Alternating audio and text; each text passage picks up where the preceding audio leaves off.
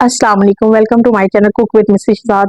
आज मैं भुना हुआ मटन बनाने लगी थी, तो मैंने कहा मैं आपसे शेयर करती हूँ कि भुना हुआ गोश्त मैं कैसे बनाती हूँ। मैंने 3 पाव मटन ले लिए, जिसे मैंने अच्छी तरह धो के सुखा लिए।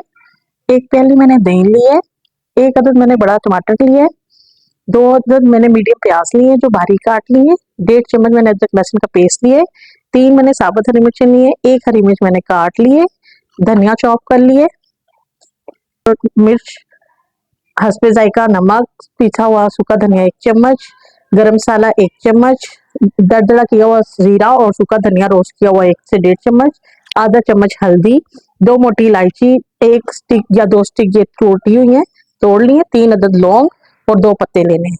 चलें जी शुरू करते हैं।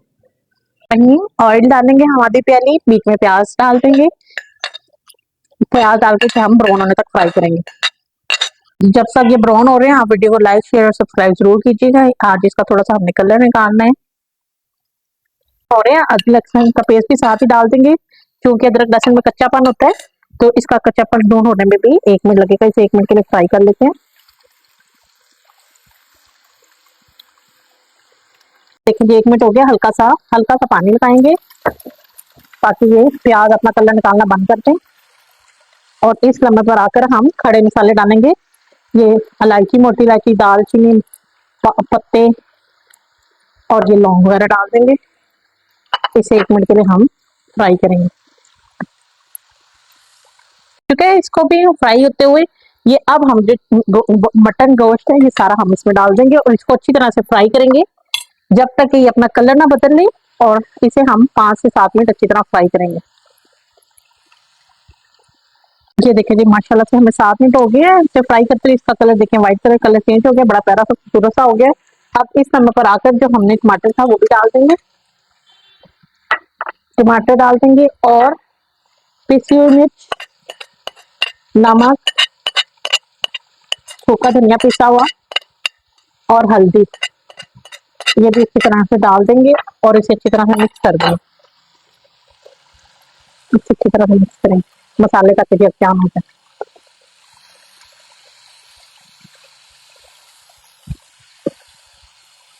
अच्छी तरह से मिक्स हो गया है। अब चूंकि ये इसमें हम पानी डाल देंगे और पानी डालकर हम इसे अच्छी तरह से मिक्स कर लेंगे और इसे बॉईल आने देंगे। और अगर आपने वेट पे बनाना है तो फिर तो आप 15 मिनट का वेट रखेंगे, और अगर आपने दम पे बनाना है तो फिर मैं इसे बॉईल आता है तो 45 मिनट के लिए दम पे रखती हूँ। और उसके बाद फिर बीच में मैं चेक भी कर लूंगी और उसके बाद देखते हैं ये बॉईल आता है तो मैं इसे 45 मिनट के दम पे रखने लगी। जी 45 मिनट हो गए, अब हम चेक करते हैं। पानी हमारा बिल्कुल खुश्क हो गया, बिल्कुल खुश्क हो गया हमारा। देखिए गोश्त हमारा गल गया। अब हम इसकी अच्छी तरह से भुनाई कर लेंगे। थोड़ा सा पानी ये सूखता है, सुखाते हैं और भुनाई करते हैं। ये देखें जी, ये पानी सूख रहा है। जैसे ही इसमें दही भी डाल देंगे ताकि दही का भी पानी और इसी में हमारी अच्छी तरह से बुनाई भी हो जाए। इससे अच्छी तरह से बुनाई हो जाएगी, इसकी ये यकजान सा भी हो जाएगा मसाला। ये देखिए जी, हमारा ऑयल छोड़ने लगे। इस समय पे आकर हम बाकी मसाले भी डाल लेते हैं। ये छोटा भुना जीरा वो डाल देंगे, गरम मसाला भी डाल देंगे, ये कटी हुई हरी मिर्च और धनिया डाल देंगे और ये साबुत मिर्च भी डाल देंगे।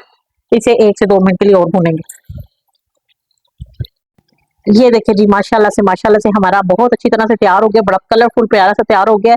अब मैं आपको इसे डिश आउट करके दिखाती हूँ। माशाल्लाह से बहुत मजेदार बना है, खुशबू आ रही है। ये देखें जी, माशाल्लाह से हमारा भुना हुआ मटन गोश्त बहुत अच्छी तरह से तैयार हो गया है। बड़ी प्यारी खुशबू आ रही है। आप भी बनाइएगा, खाइएगा और इस्तेमाल कीजिएगा और मुझे बताइएगा आपको कैसा लगा है। वीडियो को लाइक शेयर और सब्सक्राइब जरूर कीजिएगा। इंशाअल्लाह ताला मैं मिलती हूँ आपको अपनी अगली वीडियो के साथ। तब तक के लिए अल्लाह हाफिज।